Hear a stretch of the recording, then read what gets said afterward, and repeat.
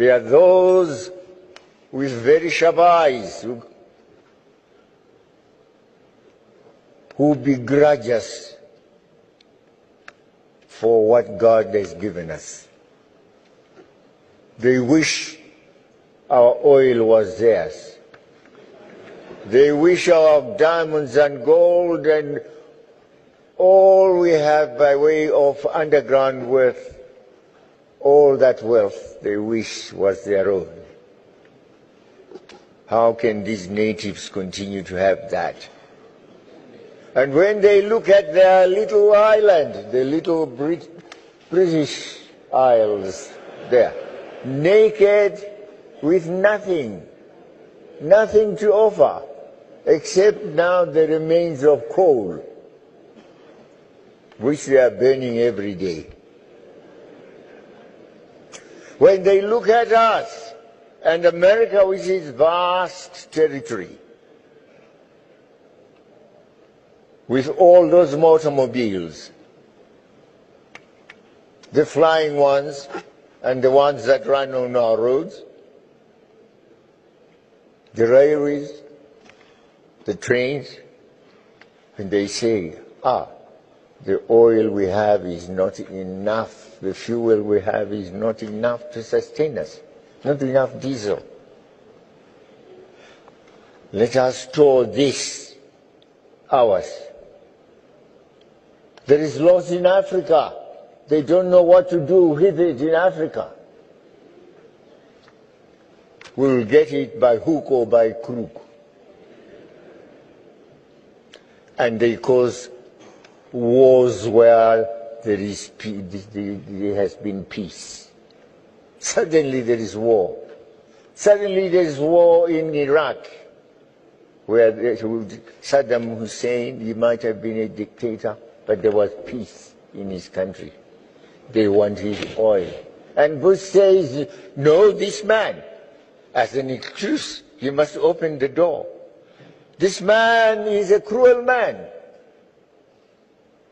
He is preparing to slaughter others. He has weapons of mass destruction.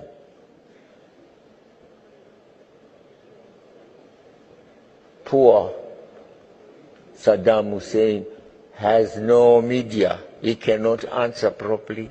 He cannot defend himself and protect himself. He has weapons of mass destruction. Bush goes to the United Nations. No, the United Nations cannot sustain it. No. Well, with or without the United Nations, I will go fight this man. He is a danger to the world. And little Bush says, little Blair says, I'll follow.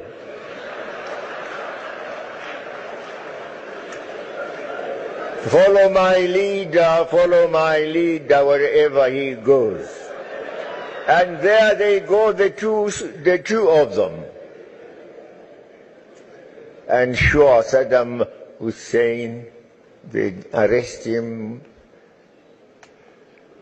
from his hideout, and they had him tried, they had him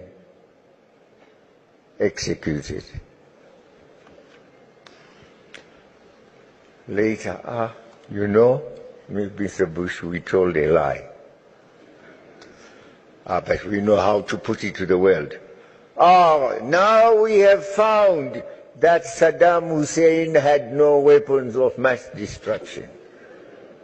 In the meantime, Bush and his brother had a company sucking oil in Iraq.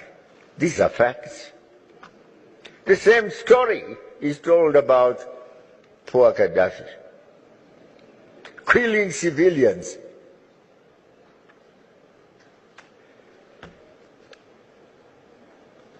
This comes to the United Nations Security Council, Chapter 7. They get the NATO powers, the 2/3 majority. And there they go, all of them.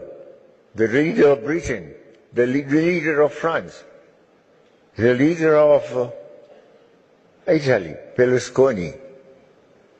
You know, I never knew Berlusconi loved fights. I knew he loved women.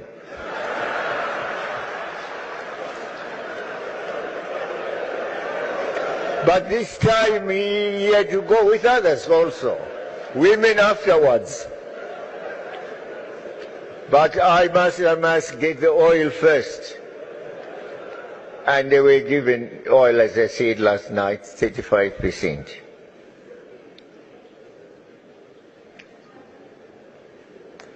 Gaddafi is killed, alongside children, also killed.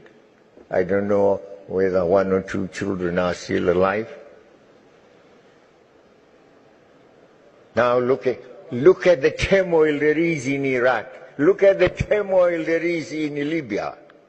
All that to confuse the situation so they can have an excuse to go in and draw the fuel as we fight each other.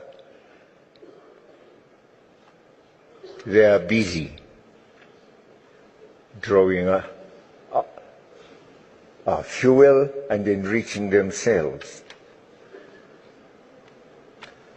The same problems are caused us elsewhere. And there are others that we ourselves can prevent, that begin amongst ourselves. Tribalisms, racisms, failure to agree on politics, which way we should go, who should rule, who should not. And we put a yoke on around our necks. We say, will you and the EFF in charge be going to Zimbabwe to bury? Absolutely, we're going there. We're going to bury President Robert Mugabe. He's our leader, he's our icon.